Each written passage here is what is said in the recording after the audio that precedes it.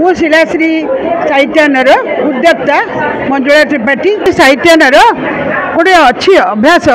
जे लुप्त हो जाता गुप्त हो रही जाता प्रतिभा मान को से जागृत करे एवं नवमातृका बोली कहीं कहे ना समस्त षोड़ पूजा नवमातृका पूजा करती तेणु से मान को नाम धरी आम से प्रतिभा मान को पूजा करर्चना कर पुरस्कार देता आम उपलब्धि कर बहुत प्रतिभा अच्छी से बहुत बंधुता अच्छी बहुत मानविकता अच्छी बहुत लेखालेखी करती बहीपुत्र तेणु आम डाकी आह्वान करी पुरस्कृत दृष्टि जन को साहस दृष्टि जन को एवं स्वामी मानकर स्मृति उद्देश्य पुरस्कार कर बासंती दास शिलाश्री पत्रिकार संपादिका और लेखिका यह पत्रिका आम साहित्य उपर सब लेखा प्रकाश पाई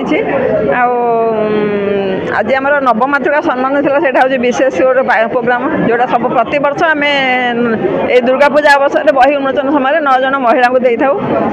जो मैंने विभिन्न क्षेत्र में भल कम करता दिगला शिलाश्री प्रतिभा सम्मान दिगला और शिलाश्री जुगलबंदी सम्मान जो स्वामी स्त्री एककालीन कौन सी क्षेत्र में भल नाम करते दि जाए से आज आम श्रीजुक्त मनोरंजन पाणिग्राही और डाक्टर संघमित्रा पति इंजीनियर सागर महांती और डॉक्टर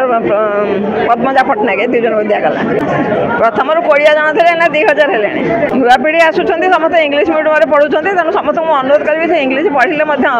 समस्ते ओडिया को आमर भल पातु ओडिया पढ़ु ओडिया लिखु एवं ओडिया को प्रथम करी भल पातु ओडिया आमर माँ ओडिया आमर माटी तेणु ओडिया को प्रथम मोबाइल मनोरंजन पाणिग्राही मो पूर्वतन प्रमुख शासन सचिव संस्कृति विभाग ओडिशा सरकार एवं पूर्वतन प्रधान मुख्य आयकर आयुक्त पूजा संख्या आज उन्मोचित है आमर बासंती दास ये पत्रिकार संपादिका एवं शिलाश्री सहित आउ 2टी पत्रिका गोटे हूँ भक्ति अर्घ्य आउ गोटे हूँ विदुर्ना वसुधा यही 2टी पुस्तक आज उन्मोचित है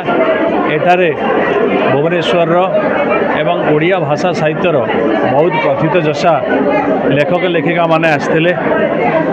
मत एठारे सभापत्य करने को कहला तेणु आज बहुत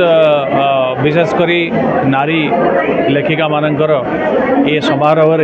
ये 3टी पुस्तक आज उन्मोचित है तेणु यहाँ बहुत आनंदर कथा शारदीय दुर्गा पूजा पूर्वर एमती 3टी बही प्रकाशित हवा निश्चित भाव में सूचौची जे आमर भाषा साहित्यर भविष्यत उज्जवल।